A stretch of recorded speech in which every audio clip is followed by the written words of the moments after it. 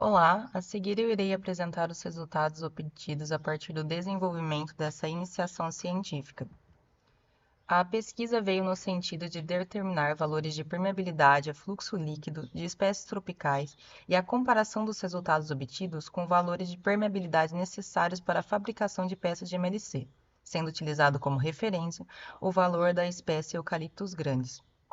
Objetiva-se, assim, expandir a gama de informações disponíveis sobre espécies tropicais, identificando aquelas com potencial de uso na indústria de MLC, considerando a grande disponibilidade de florestas tropicais com áreas de extração legal que fornecem ao mercado madeiras de baixa e média densidade. O aumento das espécies possíveis de serem utilizadas colaborariam com a redução da dependência por madeiras do gênero eucaliptos e pinos, comumente utilizados na fabricação das peças, uma vez que as plantações concentram-se nas regiões sul e sudeste, trazendo dificuldades e altos custos para a obtenção dessa matéria-prima por outras regiões do país. Além disso, considerável volume dessas espécies é destinado à exportação, reduzindo a disponibilidade e aumentando os preços no mercado interno. Assim, foram selecionadas 6 espécies tropicais: a caixeta, o paricá, o taxi-branco, piquiá, sapucaia e cambará. Para essas espécies, foi realizado um processo de microscopia com a preparação das lâminas das amostras com fatias microtomadas e a observação em microscópio óptico das 3 direções de corte anatômico. Realizou-se então um ensaio de permeabilidade com base na metodologia apresentada por Silva, sendo ensaiados 14 corpos de prova para cada uma das direções de análise de fluxo, transversal e longitudinal às fibras. Os valores de permeabilidade foram calculados pela lei de Darcy e a homogeneidade do conjunto de dados validada pelo coeficiente de variação, que deveria resultar inferior a 0,2. Assim, o valor final de permeabilidade para a direção analisada seria dado pela média dos 14 corpos de prova ensaiados. A seguir são apresentadas as imagens obtidas a partir da microscopia para as espécies de caixeta, paricá e taxi-branco, e aqui as imagens para as espécies piquiá, sapucaia e cambará. Por meio das imagens, foi possível observar as proporções e distribuições dos vasos, uma vez que essas estruturas apresentam influência na permeabilidade longitudinal, por se tratar dos caminhos de maior facilidade de fluxo nesse sentido. Também observou-se a presença dos tilos nesses vasos, que poderiam ser responsáveis por obstruir parcial ou totalmente essas estruturas. Também foram observados os raios responsáveis pelo transporte de líquidos na direção transversal, podendo influenciar a permeabilidade nessa direção. Como resultado dos ensaios de permeabilidade, para a direção longitudinal das fibras, as espécies caixeta, paricá e taxi-branco trouxeram resultados satisfatórios.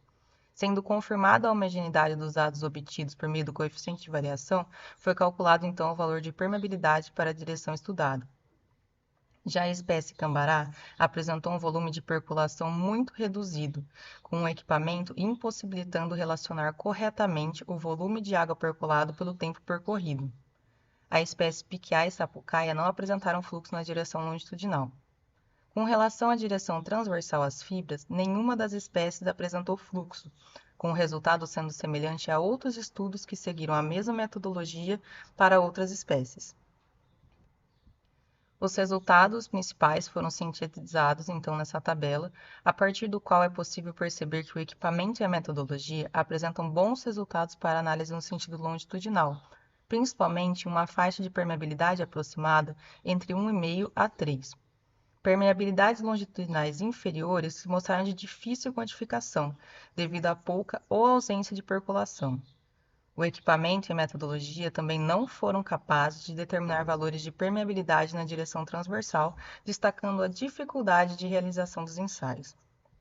Assim, como conclusões dessa pesquisa, entende-se que o equipamento e a metodologia utilizados mostraram-se inadequados para a determinação da permeabilidade no sentido transversal às fibras e apresentou limitações de uso no sentido longitudinal.